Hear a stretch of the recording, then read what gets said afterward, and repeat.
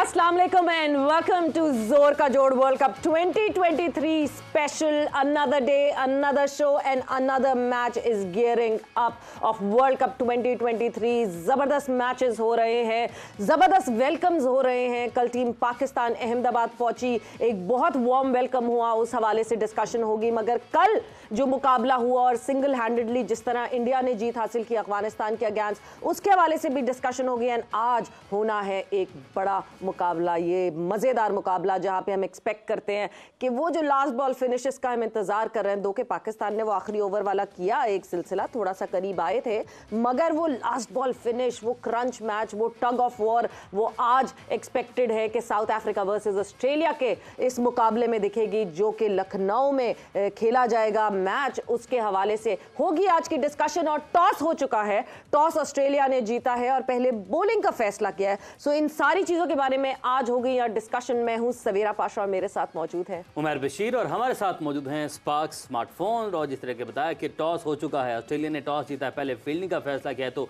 Detail से discussion होगी. मजीद आपको इंतजार नहीं करवाएंगे, हमारा पैनल हमारे साथ मौजूद है, हम सब के पसंदीदा मुशी भाई मुश्ताक अहमद लेजेंड. मुश्ताक भाई अस्सलाम वालेकुम, बहुत शुक्रिया ज्वाइन करने के लिए. वालेकुम अस्सलाम, बहुत बहुत शुक्रिया आपका, thank you. Thank you Yusuf भाई. क्योंकि मैंने नोट किया है कि जब आप इंट्रोडक्शन करवाते हो ना अपना, तो आप यूं करके आते हो, इसका मतलब है ये मोमेंटम अच्छा शुरू होता है. ओके ठीक है. ये कौन सी शॉट है क्रिकेटिंग टर्म में? ये पुल शॉट, लपाटा शॉट है. लपाटा शॉट के साथ ही बढ़ते हैं. वेरी टेक्निकली साउंड बैटर और जबरदस्त मायानाज बल्लेबाज, हम सब के पसंदीदा. नो लपाटास, द लेजेंड यूसुफ भाई. यार इतनी तारीफ ना करो, इतना टेक्निकल. देखिए आपने लपाटा का, मुझे समझ लग रही थी कि मैं टारगेट बनने लगा हूँ आज. मैं पहले ही जरा सेट कर ले. नहीं, वो आपने पूछा ये कौन सी है, तो मैं ये लपाटा है. चले जी यूसुफ भाई, वैसे आप इसमें तारीफ वाली आपकी ज़ाहिर कोई बात है नहीं, और आप हम सब की वैसे बाकी पसंदीदा हैं. लेजेंड, इतना बड़ा नाम, वर्ल्ड रिकॉर्ड होल्डर, आज तक कोई रिकॉर्ड ऐसी तो नहीं ना तोड़ सका आप. तो बहुत शुक्रिया. वालेकुम अस्सलाम. फौरन ना इसने तारीफ करके कहा हाँ मुझे मेरे पढ़ना कोई टेक्निक है, पता है आप लोगों को.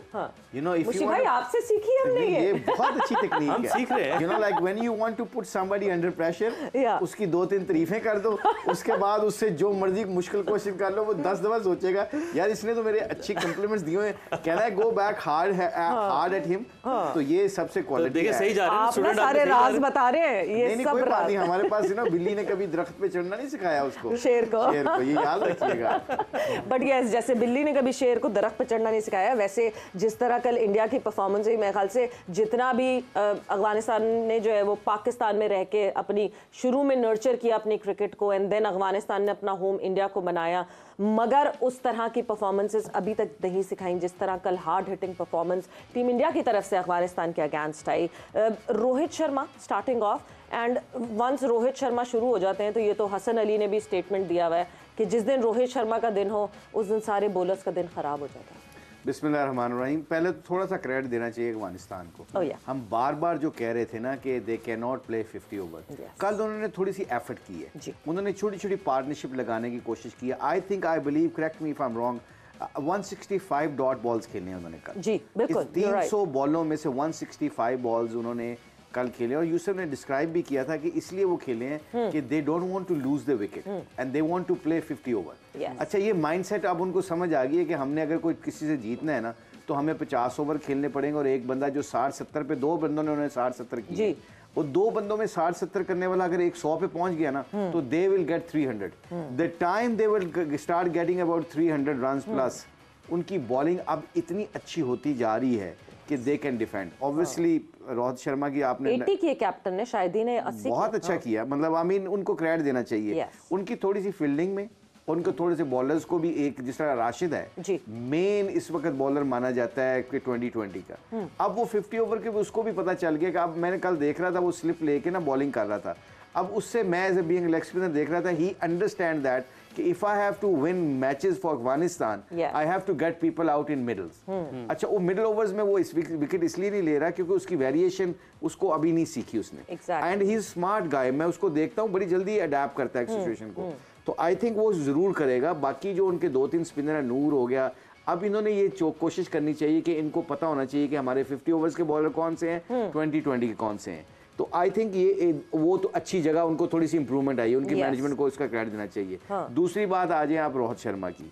Rohit Sharma is one of the finest player. उसका एग्जाम्पल उसके क्या कहते हैं, स्टैट स्पीक्स देमसेल्फ। उसकी वजह पता है क्या है?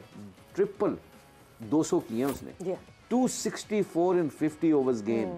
It's amazing performance. वो करता क्या है कि वो जब सेट होता है ना, वो फिर अपनी विकेट को ना जाने नहीं देता। आपने एशिया कप में देखा था, शदाब से आउट हुआ था वो मिड ऑफ पे, इनसाइड आउट मारते हुए, और वो 50 कर गया था उस वक्त। उसको पता था कि मैंने 150 मिस किया। ऐसे बैट्समैन वो मैं देख रहा था डग में बैठे, नॉर्मली वो ना इंजमाम की तरह बड़ा कूल एंड बहुत लेजी एलिगेंस जो बार-बार कहते हैं। एग्जैक्टली। मगर जब उसको पता चला ना कि मैंने ये गंदी शॉट मार दी और मुझे आउट नहीं होना चाहिए था, उसके ऊपर वो हर्ट होता है। इसलिए ये जो प्लेयर है Rohit Sharma, he is one of the dangerous player. और आगे रोहित अपना विराट कोहली आके जिस तरह उसने क्लिनिकल तरीके से गेम खत्म की है, I think India is sitting on a good position, क्योंकि उनको सबको अपने अपने रोल्स के बारे में पता है। ब्रायन लारा का भी आपने एक मरतबा जिक्र किया था, एक स्टोरी सुनाई थी कि ब्रायन लारा जब 276 पर गालिबन आउट होकर जा रहे थे और इतना गम और गुस्सा था उनके अंदर। आप प्रोग्राम में ऑनर नहीं थे, हम उस वक्त हम बैठे हुए थे बाद में।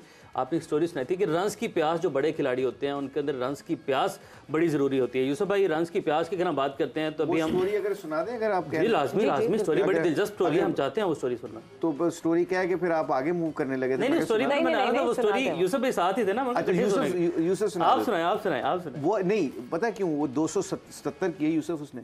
हाँ जी, ऑस्ट्रेलिया में टेस्ट मैच में रन आउट था। आप यकीन करें कि वो शाम को हम इकट्ठे निकले बाहर खाना खुना खाने, तो उसके साथ थोड़ी दोस्ती यारी थी। तो मैंने कहा कि तो व्हाई यू आर क्राइंग, तुम रो क्यों रहे थे? तो आगे से कहता है कि आई मिस 375 गैरी सोबर्स का रिकॉर्ड तोड़ने के लिए ना, आज मैं मेंटली तैयार हो गया था। मैं क्या ब्रायन, इतना लंबा 100 रन पड़े थे और तू 277 पे जाके रो रहा है, मुझे तेरी बात समझ नहीं आ रही। तो कहता है नहीं मुशी, मुझे पता था कि जिस तरह मैं खेल रहा था और जिस तरह की बॉलिंग और जिस तरह की पिच थी, I miss that world record, और मैं ये वर्ल्ड रिकॉर्ड तोड़ना चाहता हूँ। 2 महीने के बाद वो रोया, 277 करने के बाद इतना हंगरी। 2-3 महीने के बाद पता चला जी उसने 400 रन कर दिए इंग्लैंड के खिलाफ। बिल्कुल ऐसे, ये है रन्स की प्यास, ये है वो हंगर जिसको हम मिस करते हैं। बिल्कुल, ये हंगर बहुत शदीद ज़रूरी है और ये हंगर होनी चाहिए। बट यूसुफ, इस हंगर की जो हम बात करें उसके साथ साथ अफगानिस्तान, कल की मेरी जो आपकी बात वो कंडीशंस की थी, उसको ज़रा मैं थोड़ा सा इन्हांस आगे करना चाहती हूँ। अफगानिस्तान ने कल जिस तरह खेला इंडिया के साथ, मगर जब हम रिवाइंड करें तो यूएई में जब अफगानिस्तान ने 2018 में एशिया कप खेला इंडिया के against, they came in very close. May be इस दफ़ा कंडीशंस को वो इस तरह रीड नहीं कर पाए, वरना बिल्कुल नेक टू नेक ख़त्म हुआ था वो वाला मुकाबला जो हुआ था।